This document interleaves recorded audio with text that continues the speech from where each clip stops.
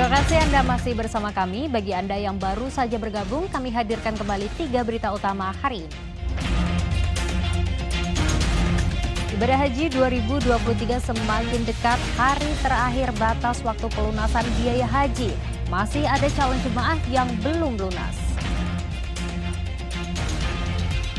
Soal dugaan ASN guru yang kena pungli, Bupati Pangandaran menyimpulkan ada intimidasi dan ancaman terhadap guru yang jadi korban.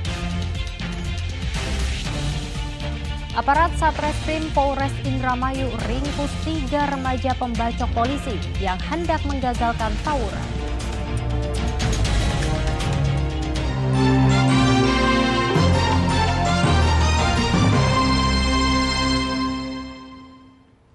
Di hari terakhir batas waktu pelunasan biaya penyelenggaraan haji 2023, masih ada calon jemaah haji yang belum melunasinya. Ada yang membatalkan atau menunda keberangkatan hajinya akibat berbagai sebab. Kalau tidak tahu rukun hajat aswad di sebelah kiri. Kantor Kementerian Agama Kota Bandung mencatat sebanyak 2020 calon jemaah haji sudah melakukan pelunasan sisa pembayaran pemberangkatan haji dan 376 calon jemaah haji lainnya masih belum melunasi sisa biaya keberangkatan hingga tanggal 11 Mei 2023. Untuk Kota Bandung, total kuota jemaah haji tahun 2023 sebanyak 2.396 orang. Kuota jemaah haji tahun 2023 yang tidak terisi akibat kendala dan penundaan, baik karena alasan pelunasan biaya haji karena faktor ekonomi atau kesehatan, akan diisi dengan calon jemaah haji cadangan hingga memenuhi kuota.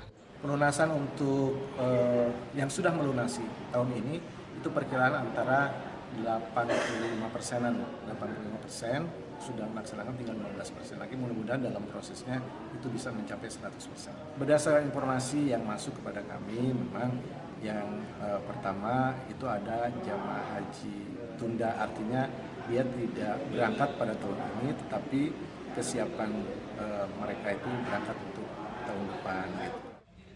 Sedang di Kota Tasikmalaya, kantor Kementerian Agama mencatat di hari terakhir pelunasan biaya perjalanan haji masih ada 30 jemaah calon haji yang belum melunasinya dengan berbagai alasan. Ada yang belum melunasi, alasannya karena memang diantaranya sakit, kemudian juga karena sudah tua, lansia, sehingga mereka sudah istilahnya itu mungkin niatnya sudah tidak ini lagi, termasuk mungkin ada kendala lain. Mereka menunda untuk tahun yang akan datang. Nah, sehingga sampai saat ini target 658 itu belum nyampe, baru sekitar 638-an lah gitu ya. Berarti kita tinggal menunggu sisanya 30 orang lah. Dan itu sekarang sudah mulai dari cadangan. Cadangan itu diambil dari jumlah ini 10%. Berarti sekitar 60 orang lebih.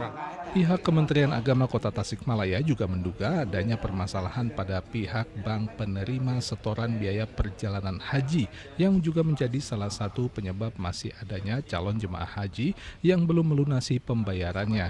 Calon jemaah haji tahun ini dibebani tambahan pelunasan biaya penyelenggaraan haji sebesar 26 juta rupiah. Muhammad Rizal dan Eko Setiabudi melaporkan dari Kota Bandung dan Tasikmalaya. Beralih ke informasi lainnya, komedian Alfian Syah Bustami alias Komeng resmi mendaftar untuk menjadi calon anggota Dewan Perwakilan Daerah Provinsi Jawa Barat ke Komisi Pemilihan Umum atau KPU Jawa Barat Sabtu lalu. Saat mendaftar ke KPU, Komeng diantar teman-temannya sesama komedian. Diantar oleh sejumlah rekannya sesama komedian, Alfian Syah Bustami atau biasa dikenal dengan nama Komeng, Sabtu lalu mendaftarkan diri sebagai bakal calon anggota legislatif. Bukan dari jalur partai politik, Komeng mendaftarkan diri sebagai anggota Dewan Perwakilan Daerah atau DPD RI Daerah Pemilihan Jawa Barat ke KPU Jabar di Jalan Garut, Kota Bandung. Alfian Syah Bustami alias Komeng mendaftarkan diri sebagai wakil rakyat berbekal dukungan lebih dari 7.000 orang warga dari 14 kabupaten kota di Jawa Barat yang telah lolos tahap administrasi dan verifikasi faktual oleh KPU. Kasus intimidasi terhadap seorang guru ASN baru karena mengungkap dugaan pungutan liar di Pangandaran akhirnya ditangani langsung oleh Gubernur Jawa Barat dan Bupati Pangandaran. Tim Saber Pungli diturunkan dan Hussein Ali Rafsanjani, sang guru yang sempat ingin mengundurkan diri sebagai ASN, dipertahankan. Akhir pekan lalu, setelah sebelumnya bertemu dengan Gubernur Jawa Barat, Hussein Ali Rafsanjani, seorang guru ASN di Kabupaten Pangandaran yang viral curhat ingin mengundurkan diri karena mendapatkan intimidasi setelah mengungkap dugaan pungutan liar, bertemu dengan Bupati Pangandaran.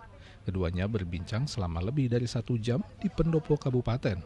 Setelah pertemuan tersebut, Hussein mengungkapkan dirinya tetap menjadi ASN dan akan tetap mengajar. Soal tawaran mengajar di Bandung atau di Pangandaran masih dalam pertimbangan, meskipun Bupati berharap Hussein kembali ke Pangandaran.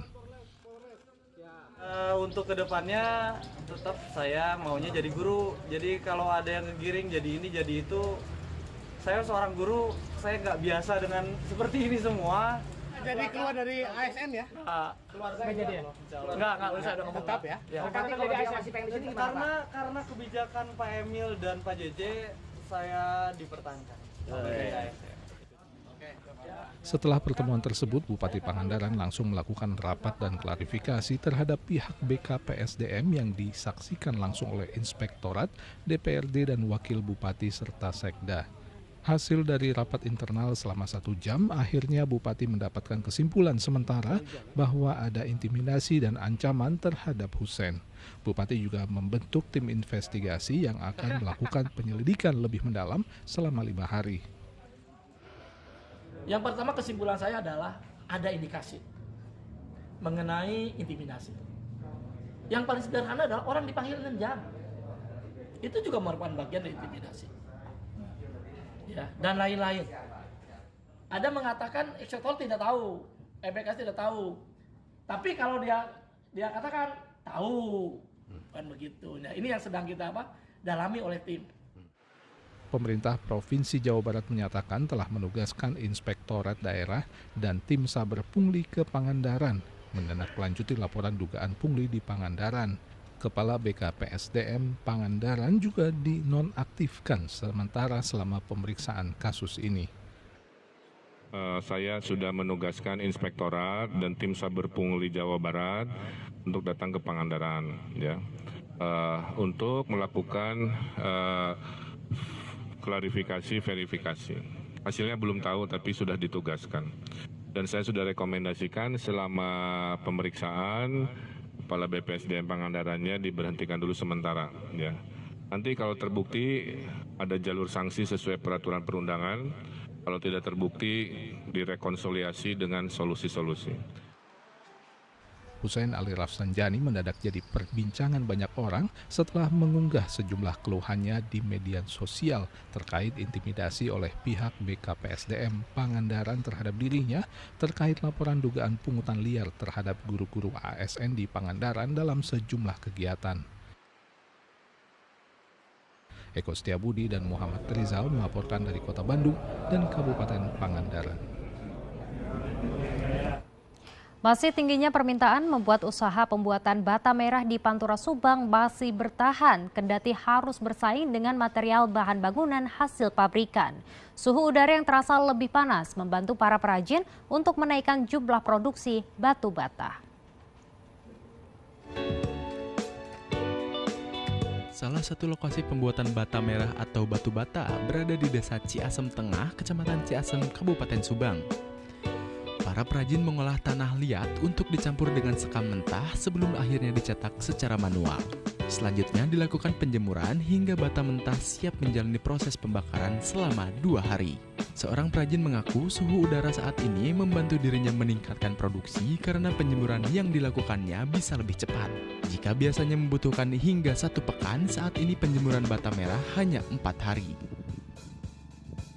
Meningkat nggak sekarang ini, Pak? Ya kalau cuaca bagus sih meningkat. Sehari bisa berapa, Pak?